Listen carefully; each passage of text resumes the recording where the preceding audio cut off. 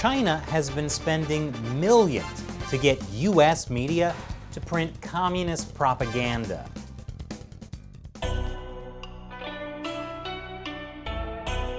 Welcome back to China Uncensored. I'm Chris Chappell. Our precious media, the fourth estate. Where would we be without the trusted mainstream media? We'd probably be watching some jerk on YouTube. This will probably come as no surprise to you, unless this is your first time watching this jerk on YouTube. But the Chinese Communist Party has been giving millions of dollars to U.S. newspapers. Yes, an openly hostile, authoritarian regime has been paying American media to publish propaganda. And they took the money. In the past 4 years, the Chinese government has paid a total of $19 million to major media, including the Washington Post, the New York Times, and the Wall Street Journal. I mean, democracy dies in darkness, so you gotta pay the electricity bills somehow. China Daily, which is owned by the propaganda department of the Chinese Communist Party, has been paying these American newspapers to run China Watch. Now, it may look like a newspaper section, but it's actually a paid advertisement. It's just designed to look like a newspaper article, so you accidentally confuse Chinese propaganda with mainstream media reporting. China Daily has to disclose its activities semi-annually under the Foreign Agents Registration Act. But a recent amended filing was the first to give a full breakdown of who they paid and how much. It's almost as if they wanted this story to come out and blow up any respect the American public had left for our media. But the real question is, did money from China affect how these media reported on China? Well, that'd be hard to prove. Certainly there have been plenty of cases of Western media either knowingly or unknowingly doing reporting that would please the Chinese Communist Party.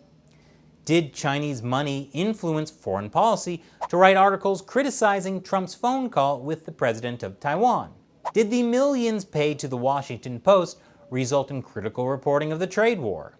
Or did the $50,000 the New York Times got lead them to publish opinion pieces like this, or this, or this? Okay, probably not, because $50,000 isn't a lot to a company that got $531 million in advertising revenue last year. And Western media pride themselves on the idea that advertising doesn't affect their editorial decisions. So, maybe it's not the money. Maybe it's the fact they all wanted the Communist Party to allow them to have reporters stationed in China. Well, the joke's on them. Bye-bye Beijing Bureau. But even more worrying than the stories these media report are the stories that they won't report. They might bury stories because of external pressure from Chinese officials or internal pressure over losing business in China, like how Bloomberg News silenced its own journalists for reporting on China corruption. So on one hand, the Chinese Communist Party is directly or indirectly censoring news about China, while on the other hand, they're paying Western media millions of dollars to spread the party's propaganda. And it's not limited to China Daily or U.S. media either. Apparently, now The Economist is taking money from state-run Xinhua News Agency. So, where can you turn for accurate news on China from someone who will never, ever get paid by the Chinese Communist Party? This jerk on YouTube.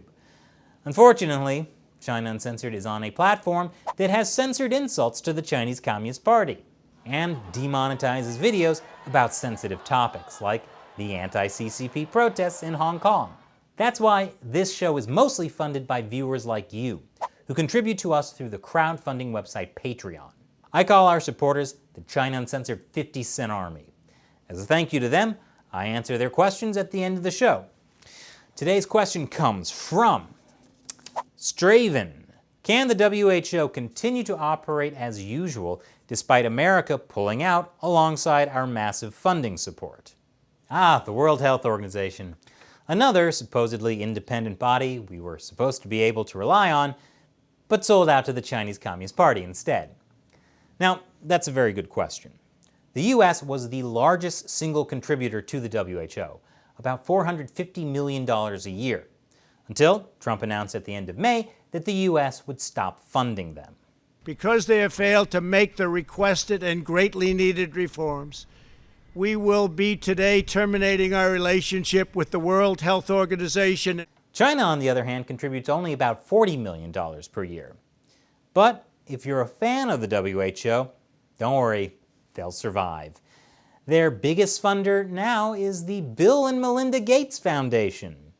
In fact, the Gates Foundation has upped their contribution, bringing the total to more than $250 million per year. But that's still nowhere near replacing the $450 million the U.S. gave. Does that mean the WHO will now be chronically underfunded and we'll all be less safe? Probably not. The WHO is plagued with corruption. For more on that, check out our episode, Coronavirus, How WHO Corruption Helped It Spread. Even the division that handled emergencies like the coronavirus was chronically underfunded, while the WHO racked up huge travel costs, including first-class airfare and five-star hotels for WHO officials. So if operating as usual means waste and corruption, then I hope the WHO won't be able to operate as usual now that the US is pulling funding and redirecting it to other health-related causes. But really, the World Health Organization is just one manifestation of the incredible power China holds over the entire United Nations. Rooting out the rest of China's corrupting influence will be a much bigger task. Thanks for your question. And thank you for watching. Be sure you're still subscribed because YouTube keeps secretly unsubscribing people. The joys of being truly independent from the Chinese Communist Party. Once again, I'm Chris Chappell. See you next time.